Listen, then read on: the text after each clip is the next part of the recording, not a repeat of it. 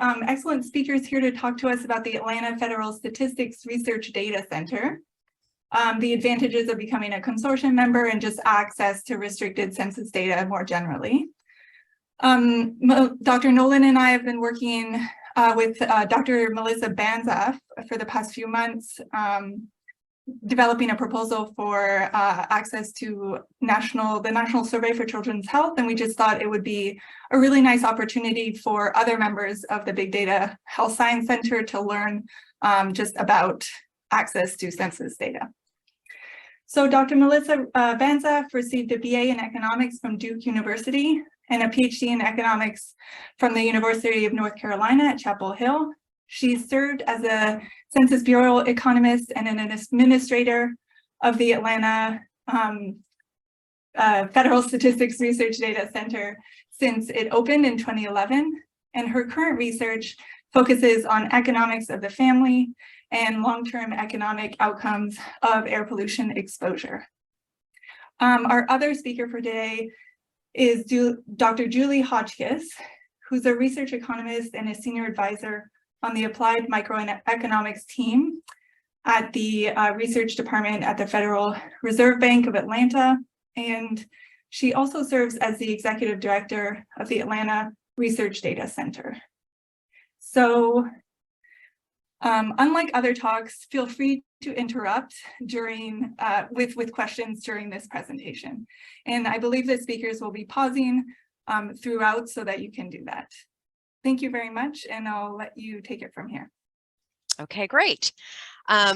So I'm going to be talking today about conducting research with restricted data in the Atlanta FSRDC, and just my standard disclaimer that this does not represent the views of the U.S. Census Bureau. Okay, so first of all, you might be wondering, what are Federal Statistical Research Data Centers, or RDCs? And these are secure computing labs where qualified researchers conduct approved statistical analysis on non-public data. And so that's a really loaded statement, so let me break it down. So they're secure computing labs. We have all sorts of security, ID cards, passwords, video monitoring, et cetera, in our labs. You have to be a qualified researcher to come in and use the data. You can't just be somebody off the street wanting to know about their ancestors. You're there to conduct approved statistical analysis. So any research that you're doing has been approved by the agency whose data you're using. And then you're there because the public data won't allow you to answer your research questions. So you need non-public data. So what are these data? These are data collected by various statistical government agencies. And these RDCs are established through an agreement between these federal statistical agencies and a local research community. And in our case, it's the Atlanta RDC. The RDC labs themselves are managed by the Census Bureau. So I'm a Census Bureau employee. So in terms of the Atlanta RDC itself, we are located in the Federal Reserve Bank of Atlanta, which is in Midtown at the corner of 10th and Peachtree Streets. It's very accessible to MARTA, as well as the airport. And we're supported by 9 consortium members across 4 states. Currently, these include Emory, the University of Georgia, Georgia State University, Auburn University, Georgia Tech, the Federal Reserve Bank of Atlanta, the University of Tennessee, Knoxville, Tulane, and Vanderbilt. And so as a member of the consortium, these institutions have paid fees so that their researchers, their faculty and students do not have to pay to use the lab. And so Julie's going to discuss more about the fees later if you're not a consortium member and sort of the advantages of joining the consortium. We have 33 of these RDC labs across the country. We have normally 2 or 3 open each year in a new place. There's a lot of demand. And as this network grows, the opportunity for collaborative research grows because all the data is located at a server in Suitland. And you access the same project space, whether you're in Atlanta, Boston, or Berkeley. So different researchers at different universities can be working on the same project and collaborating on the same research questions. So I'm going to now get into the data. As I said, this restricted data is available from multiple agencies. The ones I'm going to discuss today, which are our primary agencies, are the Census Bureau, the Bureau of Economic Analysis, the National Center for Health Statistics, the Agency for Healthcare Research and Quality, the Bureau of Labor Statistics, and the National Center for Science and Engineering Statistics. And so I'm going to give you some examples of the data sets available in the RDCs from these agencies.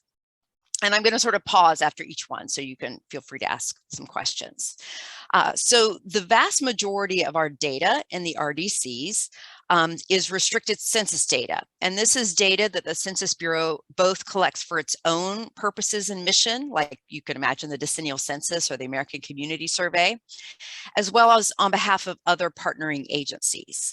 So I like to think about the data that we have from the Census Bureau as sort of group into three big categories. One is economic data, and this consists of microdata on businesses. The second is demographic data, and this is microdata collected from individuals and households.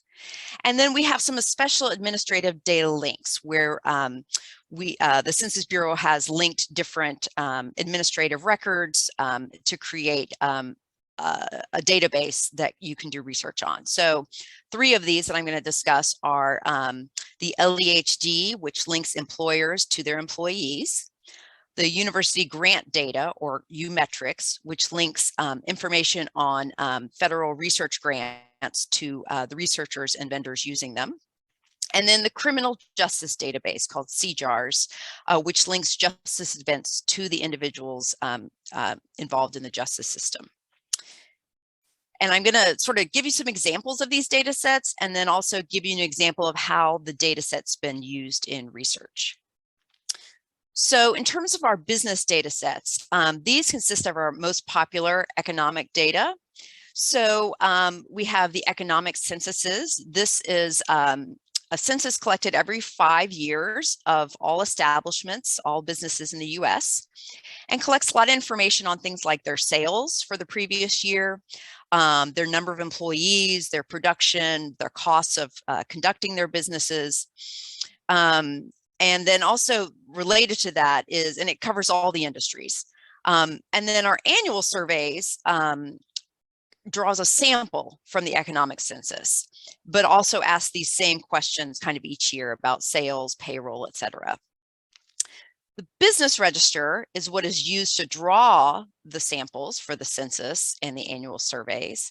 And it consists of a database of all US establishments in the US, their name and their address and their industry, as well as an establishment and a firm identifier. So the business register is what researchers use when they have outside external data on businesses that they want to link to the internal Census Bureau data. They'll use the business register. The longitudinal business database takes the business register and creates longitudinal links over time. So you can follow an individual establishment over time, see when it was born, essentially, how it grows from year to year, and then if it goes bankrupt or closes or changes ownership, then you observe that as well. The lifted is our trade database. This takes the universe of export and import transactions from customs for a given year and links it to the firm identifier. We also have the annual business survey, which was formerly the survey of business owners, which collects information on business owners as well as how they financed the opening of their business and how they financed growing it, as well as some special questions about technology and innovation that they're doing in their business.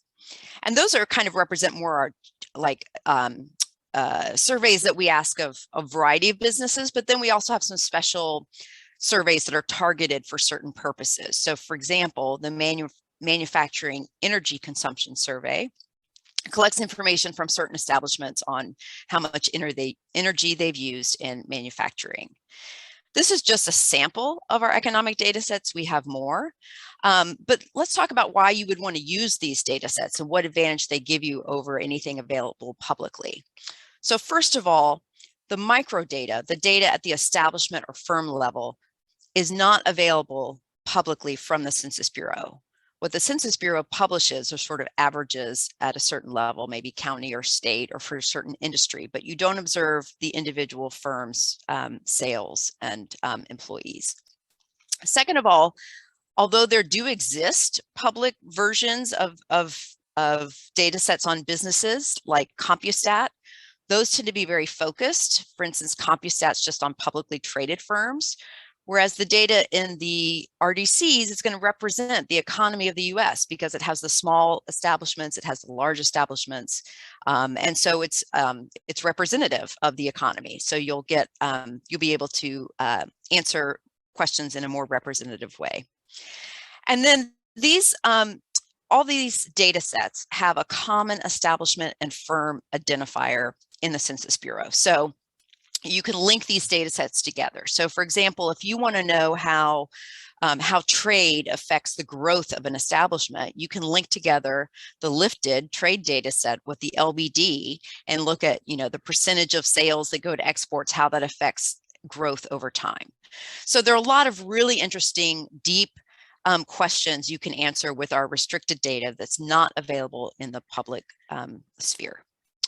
So here's an example, just one example, and it's a little bit dated, but it's a nice example to just show you what you can do with the economic data. So this is called Raising the Barcode Scanner, Technology and Productivity in the Retail Sector by Emick Basker. And in this paper, she examines the effect of technology on the retail sector by investigating the impact of barcode scanners on productivity.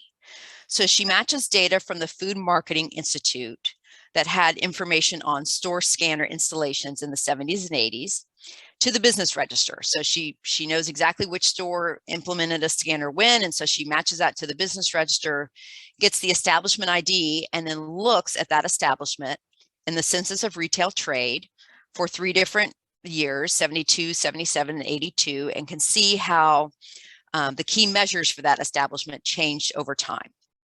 So anyway, she finds productivity increased by an average of 4.5% in stores that installed scanners, and reduced labor costs by reducing demand for both skilled and unskilled workers. So again, this is just one of many examples of how this data have been used. This is all I'm going to talk about with the economic data before I move on to demographic. Does anyone have any questions about the economic data sets?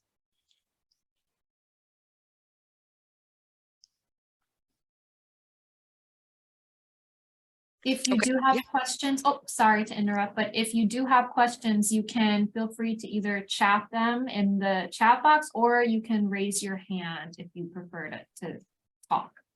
Thanks. Okay, so moving on to the demographic survey data sets. These include the decennial census surveys. We have years 1940 to 2010, and soon we'll have 2020 available. And again, this is the microdata. We have American Community Survey. We have the annual microdata from 1996 to 2020. We have the current population survey. We have various supplements. We have the March supplement. We have the food security supplement. We have one on volunteering. So we have most of the supplements, but always feel free to check with me if you're curious. The survey of income and program participation. We have the National Crime Victimization Survey, the National Survey of College Graduates, and then the American Housing Survey and the Rental Housing Finance Survey. And I think we've actually even expanded this further. So I would I've got a website at the end I would encourage you to check out. So a lot of these data sets, unlike the economic data sets, are available publicly. So what advantage is there to using the RDC data? So there are several advantages. First of all, this is the microdata, and you would have all of the microdata, so not just a 1% sample or 5% sample, but 100% sample. Second of all, you will have much lower geographic information in the RDCs than you would publicly. So a lot of times publicly, you only know maybe the state of the respondent. Most of the time in the RDC, you know at least the census tract, and sometimes you know the census block. There are also there's a lot less top coding in the restricted data than there would be in the public data for things like income. And then there will be some restricted variables available here that you wouldn't have in the public data. For instance, birth date. You might know age in the public data, but you'll know actual birth date in the restricted data. And then finally, sort of similar to the economic surveys, some of these can be linked together through an individual identifier called the PIC. And I'm going to explain a little bit more about the PIC now. So the PIC is, it stands for Protected Identity Key. It's a unique census identifier assigned to individuals using name, birth date, address information, and their social security number. And then once that PIC is assigned, the identifying information is stripped off the data set. So all you have access to is the PIC. Many, but not all, of the restricted census demographic data sets are PIC'd. And so therefore you can use the PIC crosswalks to link various restricted demographic data sets together. So for example, the 1940 decennial census is PIC'd. About 72% of children in that census is PIC'd. And then the 2000 decennial census is PIC'd. So you can link individuals that were children in 1940 to their adult outcomes in 2000. You can also link the 2000 decennial census to the 2010 decennial census and see how, you follow an individual and see how household composition changed or migration changed.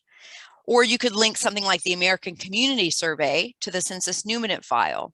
And the Census Numinant file comes from Social Security records and has birthplace, county birthplace. So you can link individuals as adults in the American Community Survey and then link them to their birthplace if you want to examine like a policy that was in effect around the time of their birth and what kind of adult outcomes that might have had. So the example I'm going to give you does one of these linkings. It's the effects of gentrification on the well-being and opportunity of original resident adults and children by Brumman Reed. And the authors link individuals appearing in both the 2000 decennial census and the 2014 American Community Survey. In both cases, they observe their neighborhood, in this case defined as census tract of the residents at both points in time, as well as detailed demographic and housing characteristics, both for the individuals as well as the neighborhoods, and then a variety of outcomes. So what they find, and they follow individuals across time, they find that gentrification modestly increases outmigration, though movers are not made observably worse off. Many original residents stay and benefit from the declining poverty exposure and rising house values. And also they find there's some evidence that gentrification increases the probability that children of less educated homeowners attend and complete college. And again, they can do this because they can link and follow people across time. So that was all I was going to have about the demographic data. Does anyone have any questions?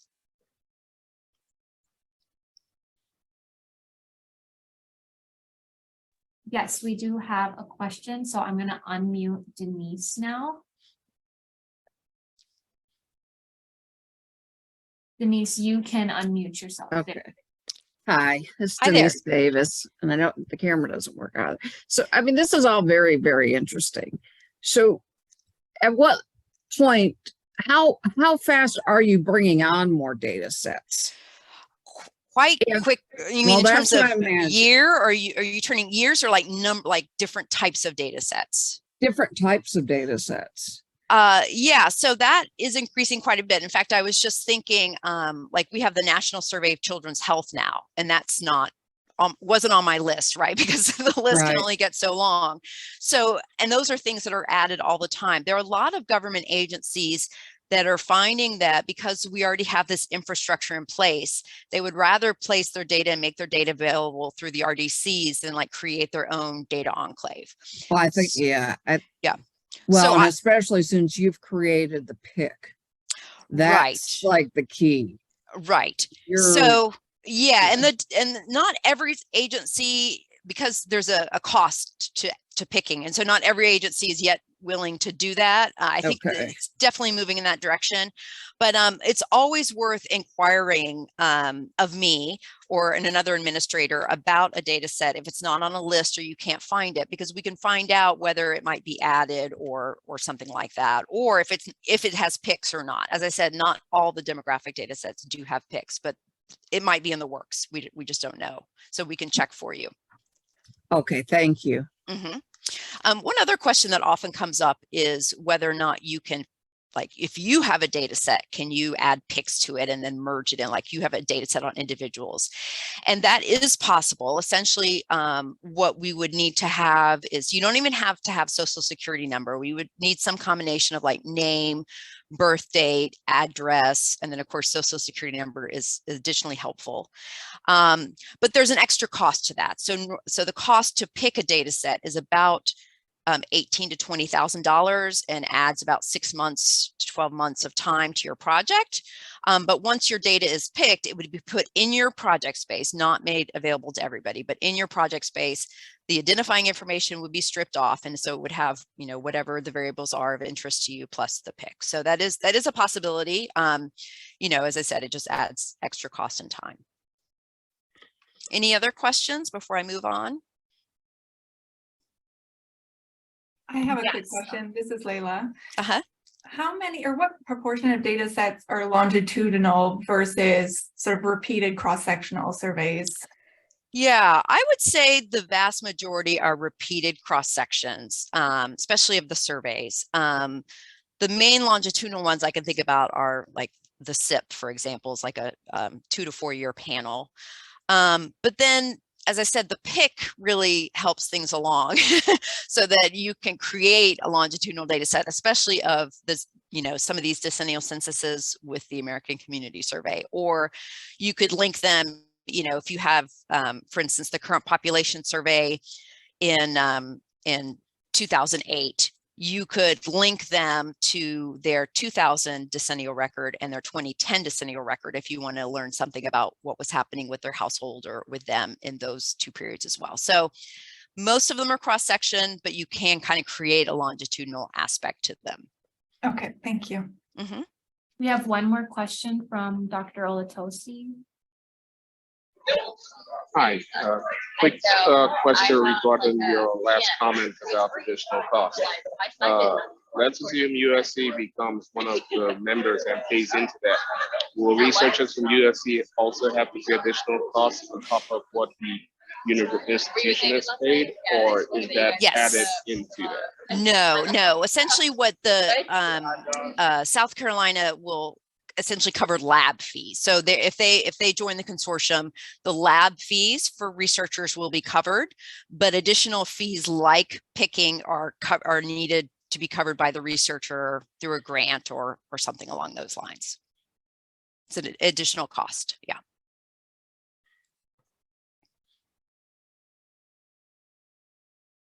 Anything else? Okay. Okay, so now I'm going to jump into some of our linked data sets. And this, Layla, is also a way a little bit you can get some longitudinal information. So this is called the LEHD, and it links individuals to their place of employment. This data comes from unemployment insurance administrative records that businesses provide to the state, and then the state provides to the Census Bureau. So this is like anyone covered by UI, which is 96% of employees in the US would be in this data set. The data set contains quarterly earnings for every company employee, and you can track a person based on their employment because they have a pick. It does contain some demographic information on individuals, but again, because it has a pick, you can link it to other census household data. And then also on the business side, their employer has a firm identifier. So then you could link this data to other data on businesses that the Census Bureau has. So to help kind of fix the idea here, I like to give the example of, let's say that I'm an accountant, and because I'm in Atlanta, I live in Atlanta, and I'm an accountant and I work for Delta Airlines. And I've worked from Delta Airlines from 2005 to 2011. And during that time in this database, you see my earnings, my quarterly earnings for each quarter I worked for Delta. I then leave Delta and go work for Coca-Cola. And so then you see me transition from Delta to Coca-Cola. You then see my earnings at Coca-Cola up until like 2021. So you can see my earnings over time in that case. In addition, you know the earnings of everybody working at Delta or Coca-Cola in that quarter. So you can see where I fall in the distribution of earnings as well. So it's a really neat data set. One of the biggest caveats, though, we always have to tell researchers is that because the state provides this to census through a memorandum of understanding, approval for your project varies state by state. So you won't know until the end which states are going to actually be in your data set. And on average, you'll probably get about half the states, like about 25 states will say yes to your project. So you can't do anything where you absolutely have to rely on knowing exactly where somebody was in the US in a given year, but it's still a lot of data and a lot of great stuff to work with. So to give you an example, one example of many of how this has been used, this paper looks at the employee costs of corporate bankruptcy. So in this case, the authors have an external database on bankruptcy filings. So they know for a given company, when they file for bankruptcy, and they merge it to the business register by company name and address, and that allows them to have the firm identifier. They then look at the LEHD at these firms using the firm identifier and identify the employees who worked for these firms. And they look at how their earnings change following the bankruptcy filing. So they follow these employees over time. So what they find is that the earnings lost to employees induced by bankruptcy filings, they find wages decline by 10% in the year of the bankruptcy filing, and then decline by a cumulative present value of 67% over 7 years. So they continue to follow these employees over time, and unfortunately find that there is a high cost to bankruptcy, not just to the firm and the creditors, but also to the employees working there. Anyway, this was all I was going to talk about with the LEHD. Does anyone have any questions before I move on?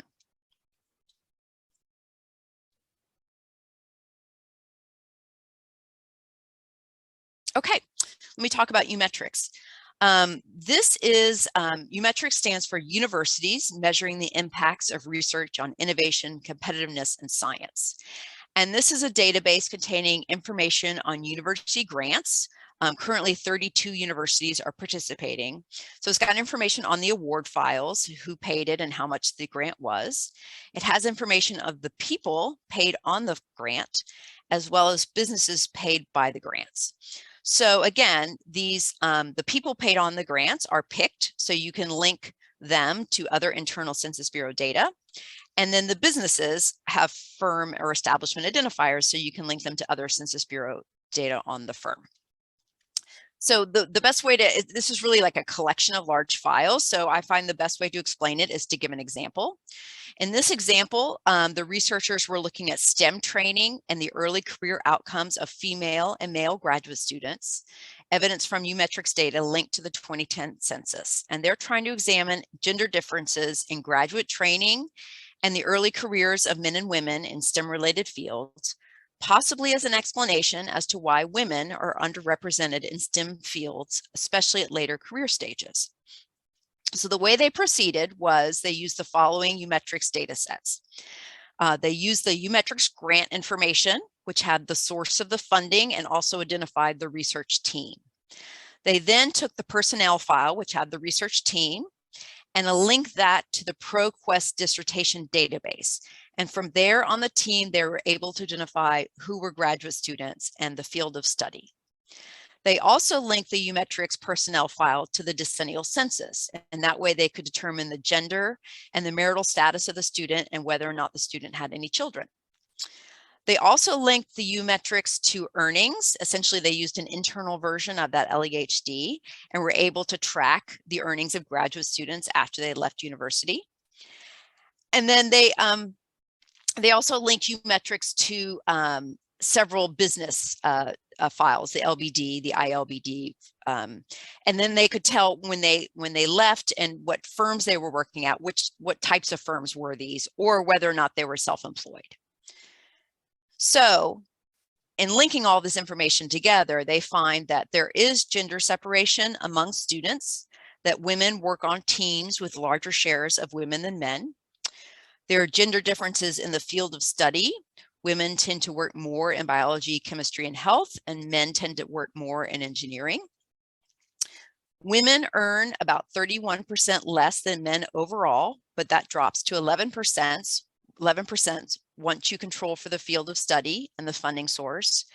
And then the gap disappears completely once gender is interacted with marital status in children, suggesting that these family decisions have a large role in explaining the differences between men and women. So again, this is just one example of how U-metrics has been used. Does anyone have any questions about U-metrics? There is a question in the chat box from Dr. Olatosi.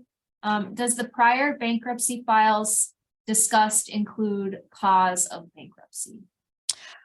I don't know that because I'm not familiar. I think you'd have to read the paper. I'm not familiar with that because they used an external source for the bankruptcy. I don't know exactly what was in the external source. That didn't come from the internal census data. That was something they had externally. And for anybody who was trying to type in the chat box, the feature is now enabled. I apologize for that. So you can now type questions in the chat box if you prefer that method. Okay. Now I'm going to talk about CJARS. This is one of our newest data sources. It's a collaboration with a group at the University of Michigan who helped put this together. So it stands for the Criminal Justice Administrative Record System. It's a new database containing longitudinal electronic records from criminal justice agencies collected around the US. The records have been harmonized to track a criminal episode across all stages of the justice system from arrest to discharge. These anonymized records can be linked by PICs to other census demographic data. And then through the FSRDCs, this database allows qualified researchers on a proof project to produce new insights into the criminal justice system and the justice involved population. So the types of criminal justice events that are in these databases includes bookings and arrests, trials, dispositions, sentences, and appeals, incarceration, probation, parole, and special programs. The database covers 150 plus million criminal justice events on over 30 million individuals. The one biggest caveat with working with CJARS is the coverage varies by state, as well as the type of event and over time. But in general, the longest period goes from 1975 to up to 2022. But because this is so new, they're really adding a lot of data sets over time. And my understanding is their coverage now, they cover like 65% of the population in the US.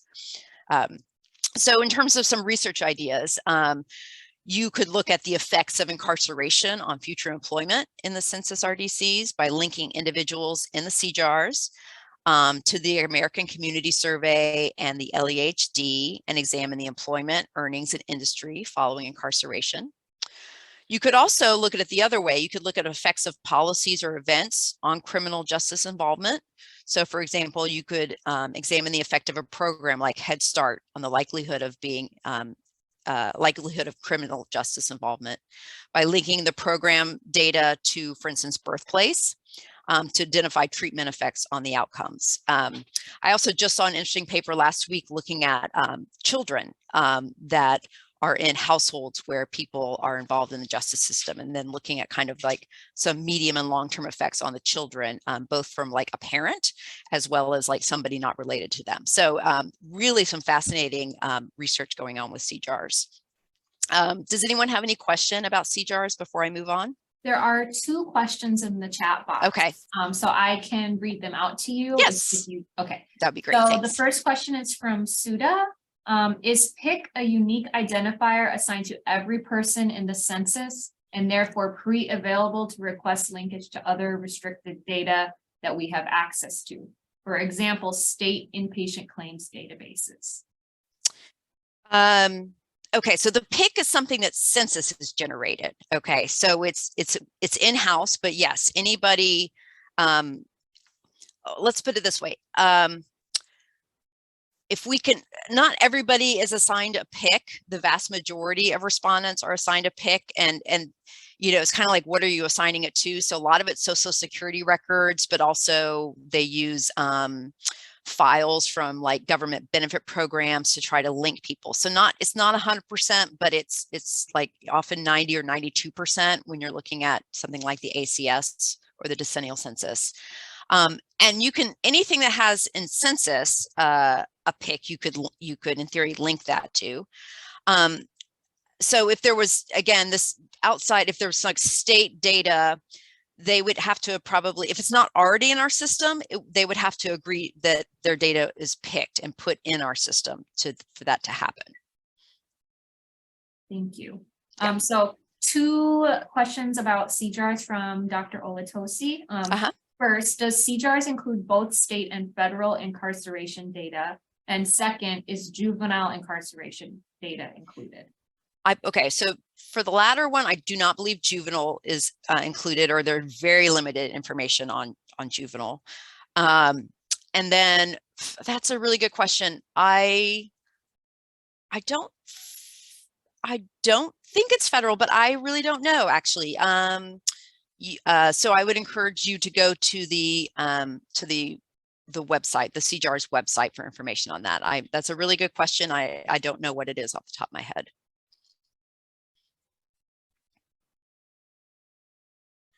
Anything else? Not that I'm seeing, no. Okay, all right.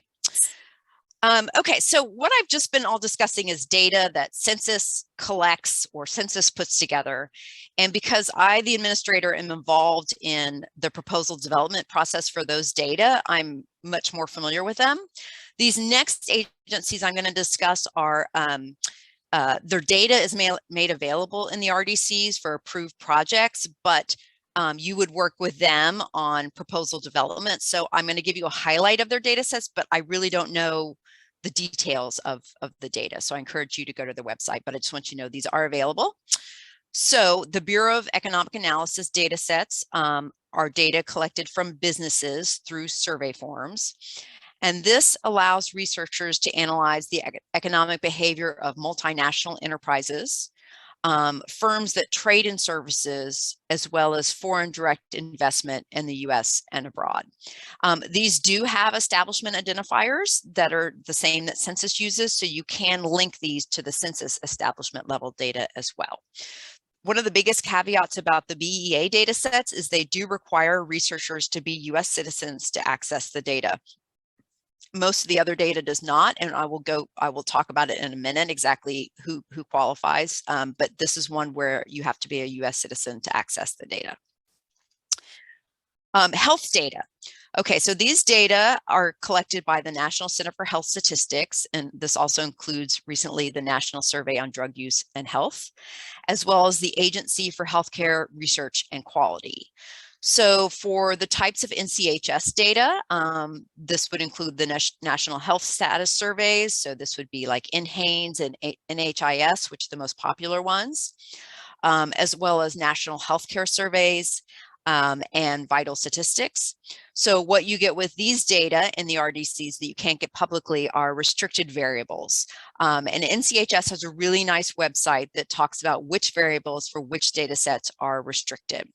So NCHS makes their restricted data available through a couple of their own RDCs. And what causes confusion sometimes is there is one in Atlanta. The CDC has an RDC, but that's different than the Atlanta FSRDC. So you could go to their special RDCs to use the restricted data. However, this is the big however, they do not allow non-US citizens to access their data through their RDC. So if you are not a citizen, the only way you could access these restricted data would be through the FSRDCs. Okay, so that would be one of the advantages of joining the FSRDC system. Okay, we also have data available from AHRQ, and this is more on the medical expenditure side of the healthcare system. And these files include the household component, a provider component, the insurance employer component, a nursing home component, an area resource file, a 2-year 2-panel file, and MEPS NHIS linked data. So currently only publicly available data is the household component and portions of the provider component. So Again, one advantage of the RDCs is being able to access all these other restricted data sets in the RDCs. Okay, the Bureau of Labor Statistics data sets. This is a growing list, but we currently have available in the FSRDCs the National Longitudinal Surveys, the Survey of Occupational Injuries and Health, Census of Fatal Occupational Injuries, the International Price Program, the National Compensation Survey, the Occupation Requirement Survey, and the Producer Price Indices. So again, the main advantage of using this in the RDCs is these restricted data, especially the most restricted versions, are only available by going to Washington, D.C. and working at the BLS. So working through the RDCs, you could actually come to Atlanta instead of going to D.C. To work on your project. The National Center for Science and Engineering Statistics have made their survey of earned doctorates and survey of doctoral recipients available. And this data has been picked, so you can link it with other census data. One question I get a lot is, let me just go back to these health data. These health data are not picked and cannot be linked to the census data. So essentially you have to do kind of either an NCHS data set, or sorry, NCHS project or a census project, but you can't link the two together. They don't allow that and the data aren't picked. Okay, so that I've kind of covered all the data and I'm going to talk about how to access the RDCs. Does anyone have any questions that I'll try to answer on the data? Yes, you already kind of touched on this, but Dr. Merchant asked, can the data be accessed remotely? Okay, I'm going to talk about remote access in just a minute. So let me hold that question, okay? Thank you. Yeah. Okay, how to access the FSRDC. So first of all, you have to develop a proposal no matter which data set you're using. And there are going to be different guidelines for the various agencies. So you'll need to go to their websites and look up those different guidelines. If it's census data that I covered, you would send an email to me, or I could help you get started on the proposal guidelines. Once your proposal is finalized, you submit it to the agency for review. And now you're going to submit it through what we call the standard application process, which is a one-stop portal accessed through the research.data.gov. If your proposal is approved, no matter which agency approves it, you have to obtain special sworn status to work in the FSRDC lab. So you do not need to be a U.S. citizen to get special sworn status. Whether or not you're a citizen or not, you need to have lived in the U.S. for 3 out of the past 5 years and have a current U.S. residence and professional affiliation. Once you obtain your special sworn status, you would pay lab fees if you're not affiliated with the Atlanta RDC institutions that I covered earlier. And as we mentioned, South Carolina is not, but Julie's going to talk about both the fees for if you're not affiliated, as well as the fees if for South Carolina if they joined. And then finally, there are some specific data sets that require additional fees. NCHS requires additional fees. The Bureau of Economic Analysis and BLS. So you would need to be aware that there are some additional fees for those data, but not the census data at all, and not AHRQ. So in terms of the timeline, how long does this take? Well, once you have your proposal ready to submit, you would submit it if it's using census data, you would submit it to census review, and census takes about 3 months to review it. For other agencies' data, you would have to check their websites. The time frame varies. Once your proposal is approved by census or the other agency, you could start your special sworn status process. The time for this varies. Right now, I'd say it's taking more like 3 to 4 months as opposed to 2 to 3 months. But also if you're using census data that involves other agencies. So for instance, if you're using business data, your proposal has to be reviewed by the IRS. If you're using LEHD data, your proposal has to be reviewed by the different states. All that additional agency review happens at the same time that you're applying for special sworn status, so you don't lose time with the additional agency review. But you can tell it's a lengthier process. It's 6 to 9 months before you would actually be in the lab conducting analysis, and 4+ months for other agencies' data, depending on their time frame. And so let's talk about working in the RDC lab. So as I said, most analysis is conducted in the RDC lab. We do have a remote access option, but it is only available for certain types of data. And currently the only data that permit that is what we call Title 13 data, which is essentially the demographic data that census has. So that data you could apply to access it remotely from your home office. That would, include the American Community Survey, the decennial census. It does not include LEHD. It does not include business data.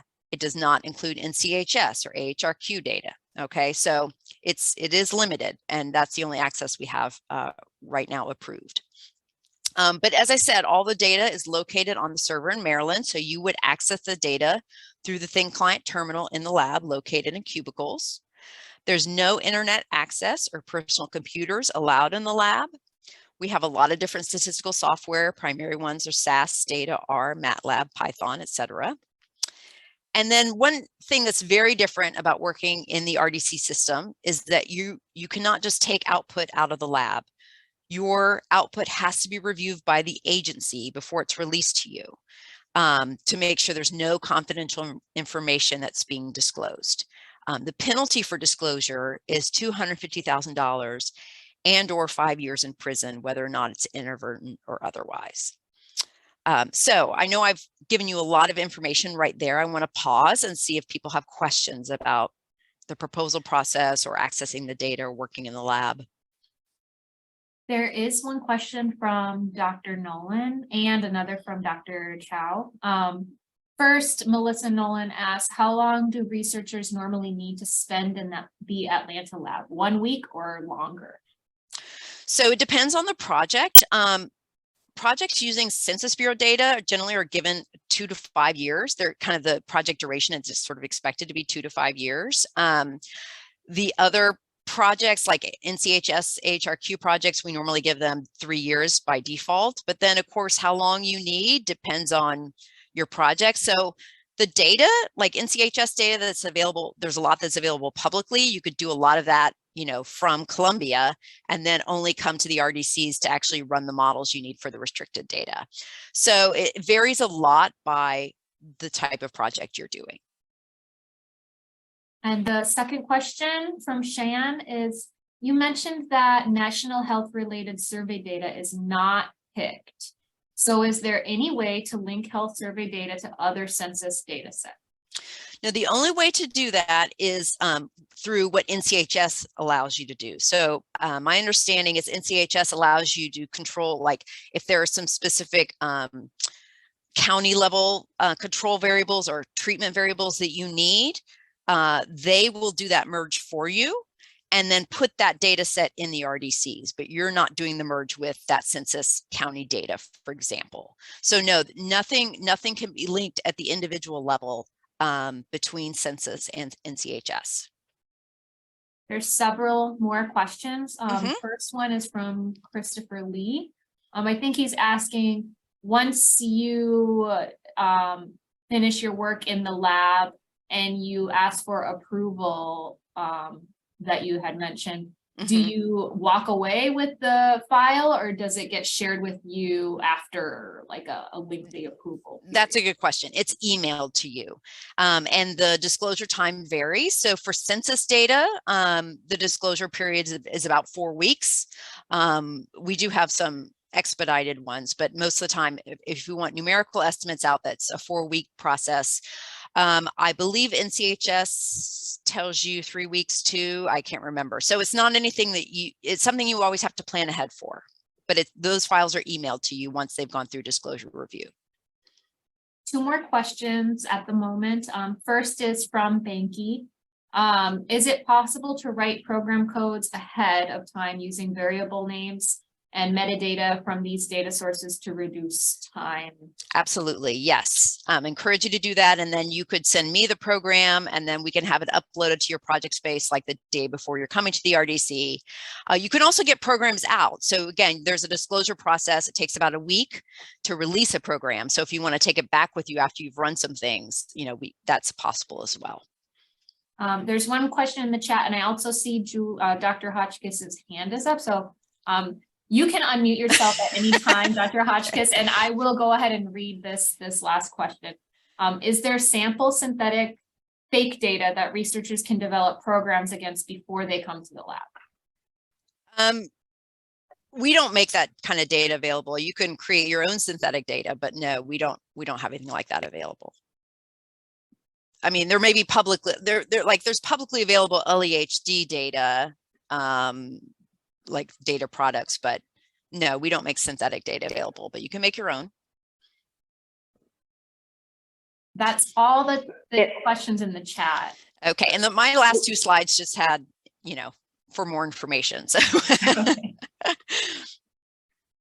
Well, let me follow up on that question about how much time and physical access. Right now, the RDC hires half-time research assistants, and there are several researchers from further away RDCs that make use of that research assistant to maybe clean data and this person has SSS. They would be added to your project, and then you would meet with them inside the RDC to discuss the project, what you want them to do, and so that helps save some time as well.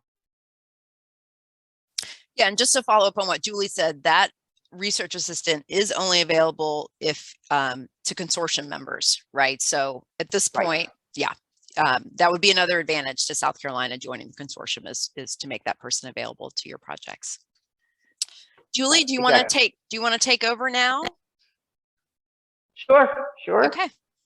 Melissa's going to control the slides. I'm going to turn my screen off because we learned that there was some glitches video-wise, or maybe you can just let me know if it starts. Is it glitching right now? No, it's okay. Okay. I can hear you. Okay. Mm-hmm. All right. Well, anyway, go ahead and go to the next slide. Okay. You know who I am. So as Melissa mentioned, the agreement for the Atlanta RDC to exist is because it's between the Census Bureau and the Federal Reserve Bank of Atlanta. And the FRBA, the Federal Reserve Bank, has ultimate financial responsibility for the operations of the RDC. And the Atlanta Fed operates the Atlanta RDC as a fee-for-service activity. So memberships provide a stable source of fees. That's why we have sort of some agreements between institutions. And there are opportunities for non-member affiliated researchers to access data through the ARDC by paying project fees. I'll talk about what those are. The Atlanta Fed supports the activity directly through provision of space, supplies, admin and technical support, and also the time of the executive director. Go ahead, Melissa. So the annual, give you, full disclosure, RDC expenses run about, presently anyway, about $200,000 per year. Excuse me. And those expenses are consist of the salary of the administrator that supports the RDC, and these fees, which are institution-based, that the member institutions pay, basically waives the access fee for anyone who's affiliated with that member. We fix the fees for a 5-year period of time, so that in order to give the institutions more stability. Am I coming across okay? Yes, okay. I stopped your video just because I think the sound quality is better without it, but we can hear you just good. Thank you. All right. So we fix fees for a 5-year period of time, best we can, in order to give institutions some, ability to plan and budget for support of the RDC. And of course, the more members there are, institutional members, then the lower the fees, because it's a fee recovery. I mean, it's a cost recovery activity. There's nobody making money on this thing. The current institutional fees range between $22,000 and $30,000 per year. For institutions that are greater than 100 miles from Atlanta RDC, that's the lower end of the fee. And then if someone wants to access data in the Atlanta RDC, but they're not affiliated with any institution that's a member, then they would pay a $20,000 project fee per year.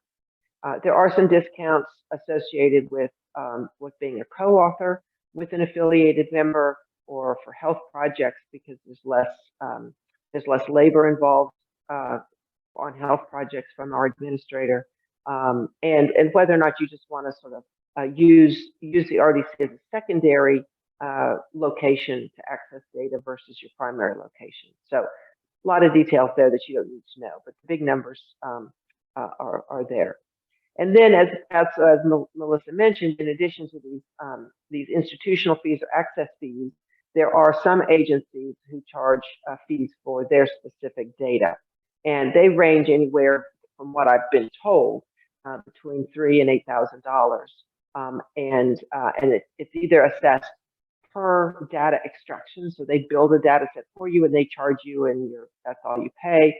Some agencies charge annually for continuing to use their data in the RDC. Any questions on this slide? All right, we'll go ahead. And then Melissa mentioned a few sort of local advantages for being members. Some of the things that the institutions have told us, the universities have told us about, why they become members. One, there's a fee advantage if there's multiple, researchers wanting to use the data, but it also attracts talent and enhances the reputation of the institution. Faculty are acutely aware of the publishing trends using non-public data. In fact, I don't know a session at the ASSA that I've been to where someone doesn't say, "Oh, if you use non-public data, you could do this with your project." Also, there's a recent working paper that tracks productivity of empirical researchers using non-public data, and they find that empirical researchers produce about 0.0311 more publications in top journals, which is compared to a baseline of 0.145, and basically the 21% increase in publication output using non-public data. It also access to FSRDC data mitigates the threats of diminishing access to public data. There's been a lot of talk in census about moving toward access to reliable public survey data becoming more difficult because of differential privacy policy efforts. At some point, one may only have access to synthetic, if you will, data in order to answer policy questions publicly. And the FSRDCs have been identified through these efforts as the only place that researchers will still be able to access actual real data that's not been statistically altered in order to protect privacy for public consumption. And then, of course, there are a number of opportunities for external funding. So go ahead, Melissa, to the next slide. There's two slides here that just list grants from the NSF that are essentially tailor-made for funding RDC research. So science of organization, and these just list them. They fund research that advances a fundamental understanding of how organizations develop, form, and operate, which just screens for access or use of economic data. And then as other more examples are on the next slide, there's additional grants listed. Certainly methodology, measurement, and statistics is a big one because having access to microdata and without top coding or bottom coding is really essential to draw conclusions about certain questions related to statistics and measurement. So those are the details I wanted to share with you, and would be happy to answer any additional questions related to those.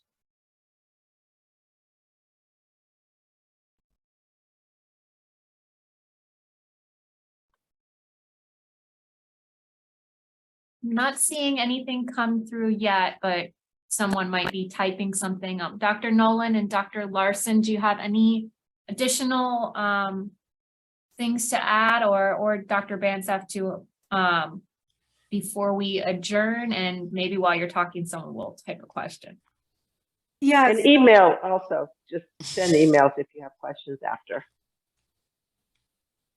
Thank you so much for the both Dr. Banzhaf and Dr. Hotchkiss. Just to give like a quick summary. So basically, if the University of South Carolina were to become an affiliate, the cost to become a member is sort of around, I can't remember, it was like 22,000 to 30,000 per year, and there's a 5-year It would be on commitment. the low end. Yeah. Okay. It would be it would be on the low end. You would it's basically, yeah, it comes down to a 5-year commitment. And that means that anybody at USC would then be able to access census data for free. I want to say yes. Okay. I mean, there are, like we mentioned, the other organizations, the non-census have, access fees, but census data, I can't think of any data set for which users are charged. Right. Okay. That's right. So there's the free census data, and then there's the extra between 3,000 to 8,000, I think it was, for specific data sets with fees. Yes. Okay, great. And let me also point out, in the 5-year agreement, there's a 1-year opt-out. So if you give a 1-year notice, you can quit. So Okay.